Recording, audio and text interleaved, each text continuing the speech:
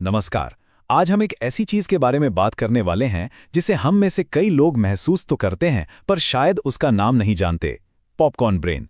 और साथ ही ये भी जानेंगे कि इस डिजिटल दुनिया में अपना खोया हुआ फोकस वापस कैसे पाया जा सकता है। कभी ऐसा महसूस हुआ है कि दिमाग बस एक जगह टिक ही नहीं पाता, मतलब एक काम शुरू किया नहीं कि तुरंत किसी दूसरे का ख्याल आ गया। अगर ऐसा लगता है तो आप अकेले नहीं हैं। ये एहसास आजकल बहुत बहुत आम हो गया है।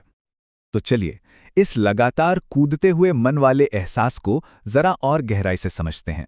असल में जब हम किसी चीज को एक नाम दे देते हैं ना, तो उससे पहचानना और फिर उससे निपटना दोनों आसान हो जाता है। तो इसी हालत को कहते हैं पॉपकॉर्न ब्रेन। और ये नाम सच कहूं तो बिल्कुल परफेक्ट है। जरा सोचिए, जैसे एक गरम पतीले में मकई के दाने बिना किसी तरतीब के इधर उधर फूटते रहते हैं, ठीक वैसे ही हमारे विचार भी दिमाग में उछल कूद मचाते रहते हैं। एक ख्याल आता है और दूसरा उसे धक्का देकर खुद आगे आ जाता है। अच्छा, तो ये पॉपकॉर्न ब्रेन असल जिंदगी में दिखता कैसा है? चलिए इसके कुछ सबसे आम लक्षणों को पहचानने से शुरुआत करते हैं। इससे ये समझने में आसानी होगी कि ये हम पर असर कैसे डाल रहा है। इसका पहला लक्षण है चिड़चिड़ापन या फिर एंग्जाइटी। देखिए, जब दिमाग हर वक्त ऑन मोड में रहता है, मतलब लगातार इंफॉर्मेशन और नोटिफिकेशन से घिरा हुआ, तो शांत रहना लगभग नामुमकिन हो जाता है। ऐसे में एक छोटी सी रुकावट भी बहुत बड़ी झुंझलाहट लगने लगती है। दूसरा लक्षण है सोने में दिक्कत होना। दिन भर की डिजिटल भागदौड़ के बाद रात में दिमाग को शांत करना भाई बहुत मुश्किल काम लगता है। हम बिस्तर पर लेटे तो होते हैं, पर दिमाग है कि अभी भी दिन भर की जानकारी को प्रोसेस करने में लगा है, और नींद वो तो कोसों दूर भाग जाती है। और ये शायद इसका सबसे बड़ा लक्षण है, फोकस करने में मुश्किल। किसी एक काम पर, चाहे वो ऑफिस की कोई जरूरी रिपोर्ट हो या फिर किसी अपने से दिल खोलकर बात करना, कुछ देर के लिए भी पूरी तरह से उस पल में मौजूद रहना एक चैलेंज बन जाता है।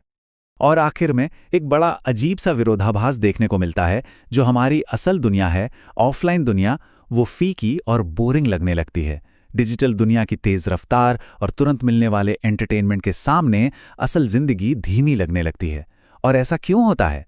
क्योंकि हमारे दिमाग को लगातार उस तेज उत्तेजना की आदत पड़ जाती है। तो सवाल यह है कि आखिर ये सब होता क्यों है? इसके पीछे के डिजिटल कारणों को समझना ही इसे ठीक करने की तरफ पहला और सबसे जरूरी कदम है। और जवाब हमारी डिजिटल आदतों में ही छिपा है। देखिए, एक बहुत दिलचस्प बात है। हमारा दिमाग ना प्लास्टिक जैसा होता है, वो अपने माहौल के हिसाब से ढल जाता है। साइंस में इसे न्यूरोप्लास्टिसिटी कहते हैं। और ये जो लगातार डिजिटल स्टिमुलेशन है, ये सचमुच हमारे दिमाग की वायरिंग को बदल रहा है, उसे रीवायर कर रहा है। इसके पीछे तीन बड़ी वजहें हैं। पहली, हमारी डिवाइसेस से आने वाला लगातार इंफॉर्मेशन का फ्लो। ये दिमाग के लिए एक ऐसी ट्रेडमिल की तरह है जो कभी रुकती ही नहीं। दूसरी वजह, हमारे दिमाग की फितरत है कि उसे हमेशा कुछ नया, कुछ एक्साइटिंग चाहिए, और इंटरनेट इसका कभी न खत्म होने वाला खजाना है। और तीसरा, हम हर पिंग, हर बज़ के लिए हर समय हाइपर अलर्ट रहते हैं, जिससे हमारा नर्वस सिस्टम बुरी तरह थक जाता है। पर अच्छी खबर यह है कि यह सब बदला जा सकता है। हम अपने दिमाग को फिर से ट्रेन कर सकते हैं। तो चलिए अब कुछ ऐसे तरीकों पर बात करते हैं जिनसे हम अपना फोकस वापस पा सकते हैं और अपने मन को शांत कर सकते हैं। पहला और शायद सबसे असरदार तरीका है स्क्रीन फ्री जोन बनाना। मतलब घर में कुछ ऐसी जगहें तय कर लेना जहां कोई डिवाइस अलाउड ना हो, जैसे कि डाइनिंग टेबल या फिर बेडरूम।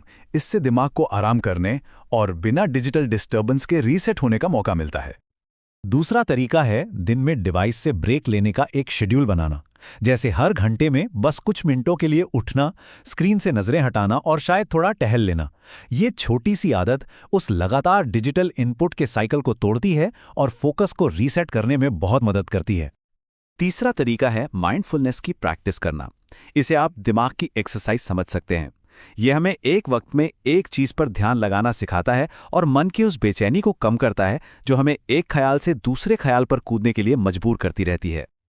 और चौथा तरीका, मीडिया का इस्तेमाल सोच समझकर इरादे के साथ करना। मतलब बिना सोचे समझे घंटों तक स्क्रॉल करते रहने के बजाय ये तय करना कि क्या देखना है, क्या पढ़ना है और क्यों पढ़ना है। ये एक तरह से अपने वक्त और अपने ध्यान का कंट्रोल वापस अपने हाथों में लेने जैसा है। तो सबसे जरूरी बात क्या है? इन सभी तरीकों के सेंटर में एक ही चीज है, इरादा। मतलब बस रिएक्ट करते रहने के बजाय जब हम जानबूझकर अपनी डिजिटल आदतों को चुनते हैं तो हम अपने फोकस पर, अपने ध्यान पर दोबारा कंट्रोल पा लेते हैं। तो चलिए इस बातचीत को एक सवाल के साथ खत्म करते हैं जिस पर सोचा जा सकता है।